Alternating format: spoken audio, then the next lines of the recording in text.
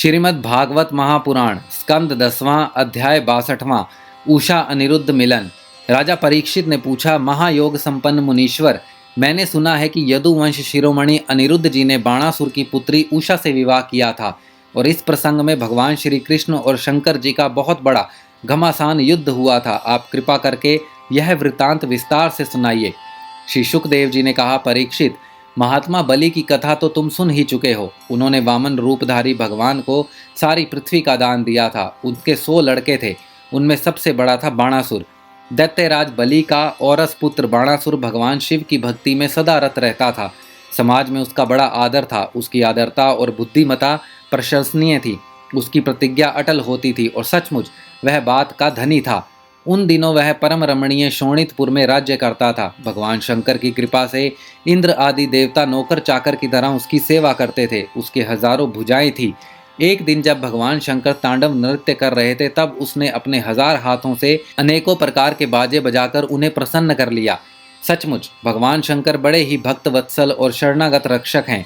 समस्त भूतों के एकमात्र स्वामी प्रभु ने बाणासुर से कहा, तुम्हारी जो इच्छा हो मुझसे मांग लो। बाणासुर ने कहा, भगवान, आप मेरे नगर की रक्षा करते हुए यहीं रहा करें।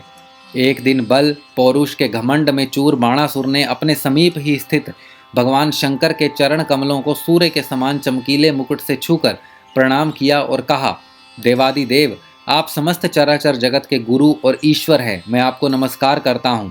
जिन लोगों के मनोरथ अब तक पूरे नहीं हुए हैं, उनको पूर्ण करने के लिए आप कल्प वृक्ष हैं।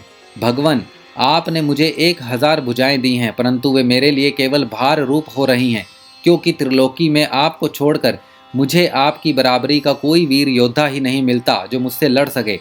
आदिदेव, एक बार मेरी बाहों में लड़ने के लिए इतनी खुजलाहट हुई कि मैं दिग्गजों की ओर चला, परंतु वे भी डर के मारे भाग खड़े हुए। उस समय मार्ग में अपनी बाहों की चोट से मैंने बहुत से पहाड़ों को तोड़ फोड़ डाला था। बाणासुर की यह प्रार्थना सुनकर भगवान शंकर ने तनिक क्रोध में कहा, रे मूढ़, जिस समय तेरी ध्वजा टूटकर गिर जाएगी, उस समय मेरी ही समान योद्धा से तेरा युद्ध होगा और वह युद्ध तेरा घमंड चूर चूर कर देगा।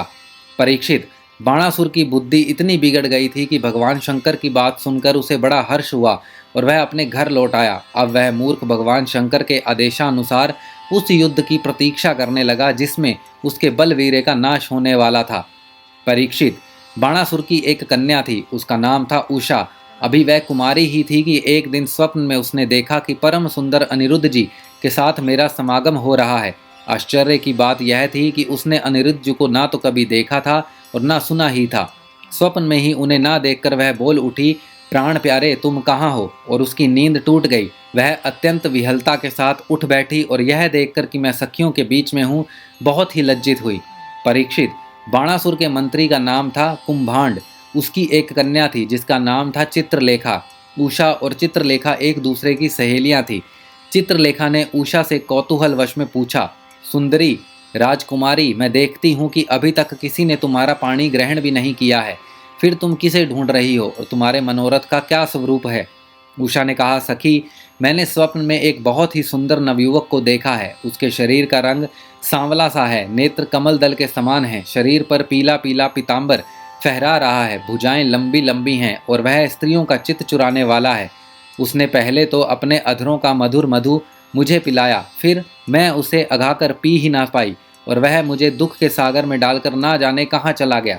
मैं तरसती ही रह गई। सखी, मैं अपने उसी प्राण वल्लभ को ढूंढ रही हूँ। चित्रलेखा ने कहा, सखी, यदि तुम्हारा चित्त चोर त्रिलोकी में कहीं भी होगा और उसे तुम पहचान सकोगी तो मैं तुम्हारी विरह व्यथा अवश्य शांत कर दूंगी। मैं चित्र बनाती हूँ, तुम अपने चित्त चोर प्राण वल्लभ को पहचान कर बतला दो, फिर वह चाहे कहीं भी होगा, मैं उसे तुम्हारे पास ले आऊंगी। यों कहकर चित्रलेखा ने बात ही बात में बहुत से देवता, गंधर्व, सिद्ध, चारण, पन्नग, दैत्य, विद्याधर, यक्ष और मनुष्यों के चित्र बना दिए। मनुष्यों में उसने वृष्णिवंशी वासुदेव जी के पिता शूर, स्वयं वासुदेव जी, बलराम जी और भगवान श्री कृष्ण आदि के चित्र बनाए। प्रद्युम्न का चित्र देखते ही उषा लज्जित हो गई। परीक्षित, जब उसने अनिरुद्ध का चित्र देखा तब तो लज्जा के मारे उसका सिर नीचा हो गया। फिर मंद मंद मुस्कुराते हुए उसने कहा, मेरा वह प्राण वल्लभ यही है। परीक्षित, चित्रलेखा योगिनी थी। वह जान गई थी कि ये भगवान श्री कृष्ण के पौत्र हैं। अब वह आकाश मार्ग से रात्रि में ही भगवान श्री कृष्ण के द्वारा सुरक्षित द्वारकापुरी में पहुंची। वहां अनिरुद्ध जी का बहुत ही सुंदर पलंग पर सो रहे थे।